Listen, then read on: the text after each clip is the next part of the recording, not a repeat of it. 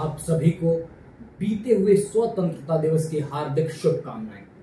15 अगस्त 12 बजे रात 1947 को ये देश आजाद हुआ। भारतवर्ष जो तकरीबन 600 सालों से गुलाम था, पहले मुगल फिर अंग्रेज। 1947 में वो रात आई जब भारत फिर से एक आजाद मुल्क करार दिया गया। पर क्या ये भारत पहले वाला भारत था?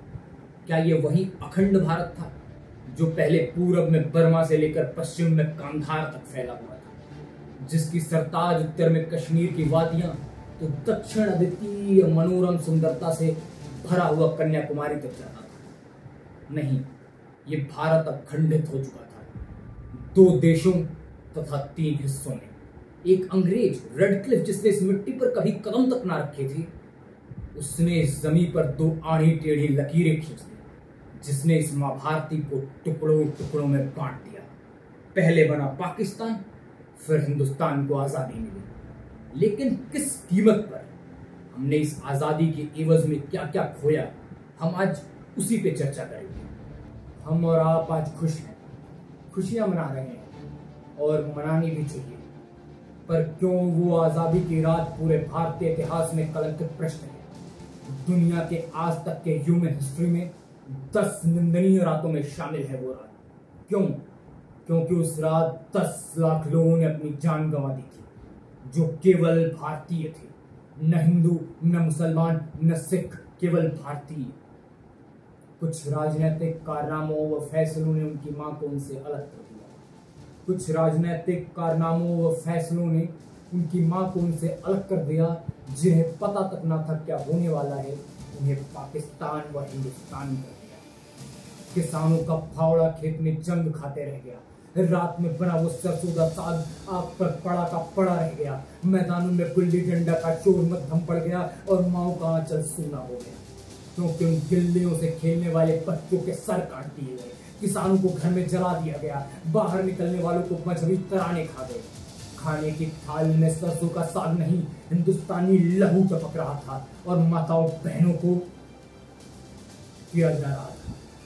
क्या हमें कभी एहसास होता है कि जिस आजादी के लिए भगत सिंह, चंद्रशेखर आजाद, महात्मा गांधी, बिस्मिल्लाह शफाकुल्ला खान और न जाने कितनों ने अपना सब कुछ दे दिया, उस आजादी में भी क्यों हमें अपने भारत माता को बांटना पड़ा? क्यों हम उस अखंडता को बचा नहीं पाए? इसका उत्तर हमें अपने ही इतिहास में मिलेगा। अगर हम सब हिंदू, मुस्लिम, सिख, ईसाई, दुज, शनीतो, जोरोस्त्री और अन्य सभी विभिन्नताओं को छोड़कर इतिहास को इतिहास के नजर से देखें। आज तक के मिले लिखित, वर्णित या कलाकृत इतिहास में जितना भी पाया गया है, उस हिसाब से ये देश एक हिंदू राष्ट्र रहा है, चाहे वो चोल वंश हो, पल्लव हो या गुप्त साम्राज्य हो। लेकिन आज के 1400 साल पहले एक आताताई भारत पर आक्रमण करता है, जिसका नाम है मोहम्मद बिन कासिम, फॉलोड बाय गोरी, गजनवी एक्सेट्रा।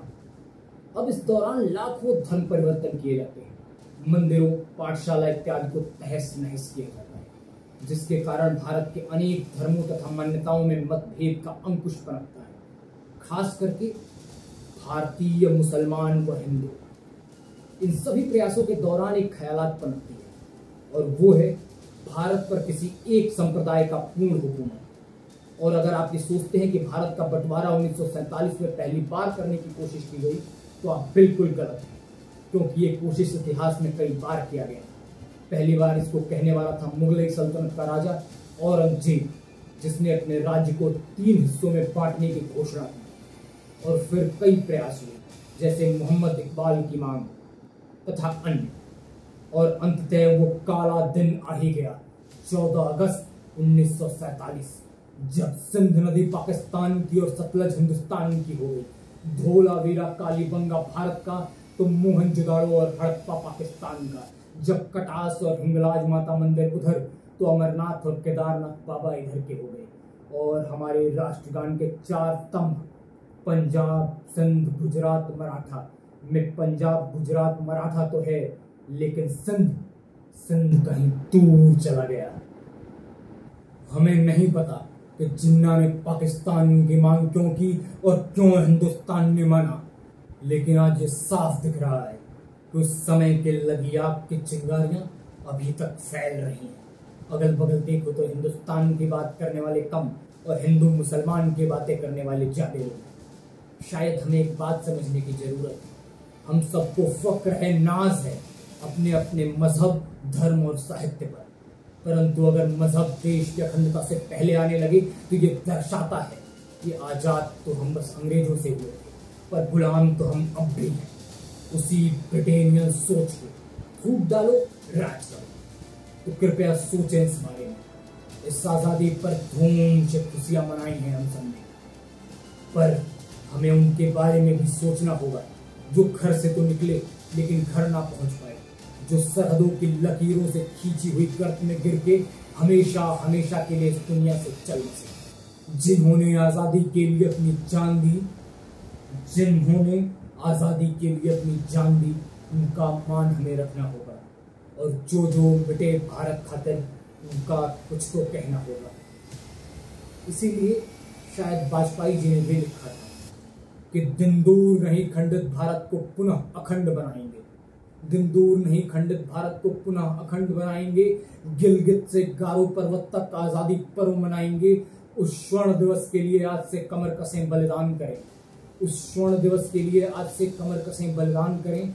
जो पाया उसमें खो न जाए, जो खोया उसका ध्यान करें।